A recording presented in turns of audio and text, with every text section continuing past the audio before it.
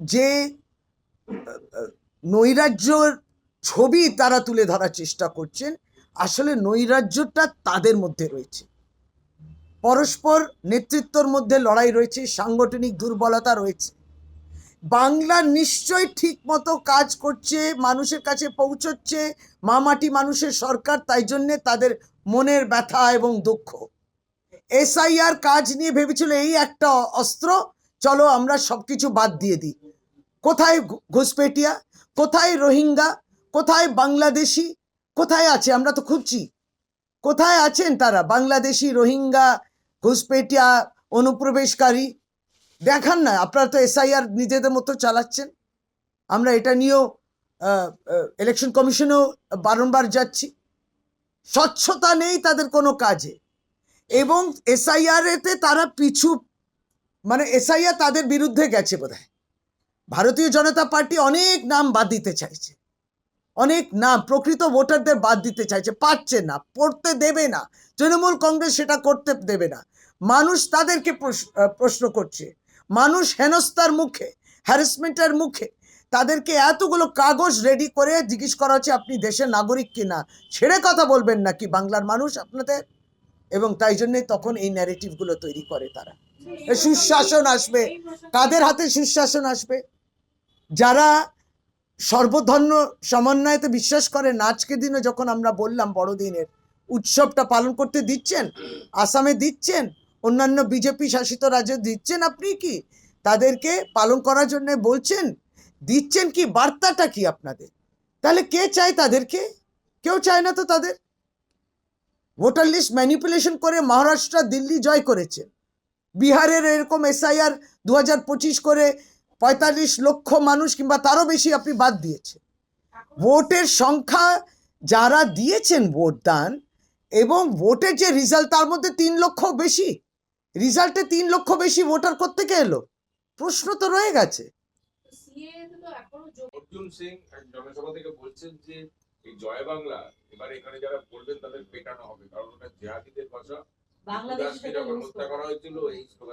ভারতীয় জনতা পার্টি আপনি লোকসভাতে কিন্তু আপনারা কত 400 পার, ভারতবর্ষ কিন্তু আপনাকে 400 পার করেনি।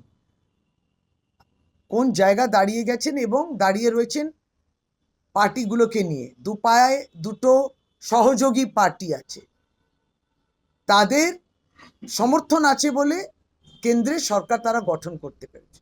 সংবিধানকে এখনো চ্যালেঞ্জ করছেন, এখনো আপনারা সংবিধান বিরোধী করছেন। আপনারা যাকে মনে করছেন, যে অর্জুন সিং, তিনি তো প্রাক্তন সাংসদ ছিলেন, সংসদীয় গণতন্ত্রতে বিশ্বাস করেন না। তিনি সবসময় সবাইকে যা মনে করবেন আপনি তাকে অপমান করবেন, জিহাদি বলবেন।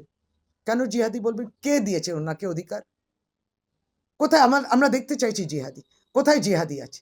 আরে পহেলগাঁওতে ঢুকে গেল একদম নিরীহ পর্যটক, ভারতীয় নাগরিক, পাকিস্তান থেকে টেররিস্ট ঢুকে তাদেরকে মেরে ফেললো, আবার ফিরে চলে গেল পাকিস্তানে।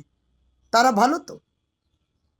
আর দিল্লিতে আক্রমণ করলো, ধরতে পারলেন না, ঘুষপেটিয়া ঘুষকে ব্লাস্ট করকে চলা গিয়া, ফিরে চলে গেল, ধরতে পারলো না। অপারেশন সিন্দুর তখন করলেন, দিল্লি ব্লাস্টের পরে প্রধানমন্ত্রী অপারেশন সিন্দুর নিয়ে একটা টু করলেন না। কেন? কারণ পহেলগাঁওতে যদি আপনি বলে থাকেন যে হাম সবকো খতম কর দিয়ে হ্যাঁ অপারেশন সিন্দুর করকে, কোনো টেররিস্ট ক্যাম্প ওখানে নেই, সবকো উখাড় কে ফেক দিয়া, কারো সাহস হবে না আবার আক্রমণ করতে, তাহলে দিল্লিটা হলো কেন?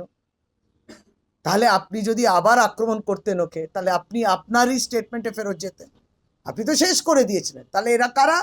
র্যাডিক্যালাইজড জম্মু কাশ্মীর ডক্টরস, যাদের মগজ ধোলাই করা হয়েছিল এবং তাই তারা দিল্লি ব্লাস্ট করেছে। পাকিস্তান থেকে আসে, কারণ আবার তো অপারেশন সিঁদুর করা যায় না। ভারতবর্ষ তো এটা বোঝে। সেইখানে অর্জুন সিং মাননীয়, আপনি প্রাক্তন সাংসদ, একসময় তৃণমূল কংগ্রেসও করেছেন, মমতা বন্দ্যোপাধ্যায়ের আশীর্বাদও পেয়েছেন, একটা 5 বছর টার্মেতে এই দিক ওই দিক অনেক ডিগবাজিও করেছেন। এবং তারপরে আপনি বলবেন, আপনি যে বলবেন কথাটা বলতে হবে যেটাতে মানুষ ভরসা রাখতে পারে। আপনি জিহাদি বললে আপনার কথাটা দাম দেবে মানুষ? এবং বলছেন সনাতনী এই প্রশ্ন করে তো লাভ নেই।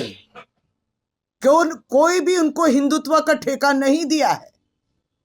তাহলে দীপু চন্দ্র দাসের সম্বন্ধে ভারতবর্ষের প্রধানমন্ত্রী চুপ কেন?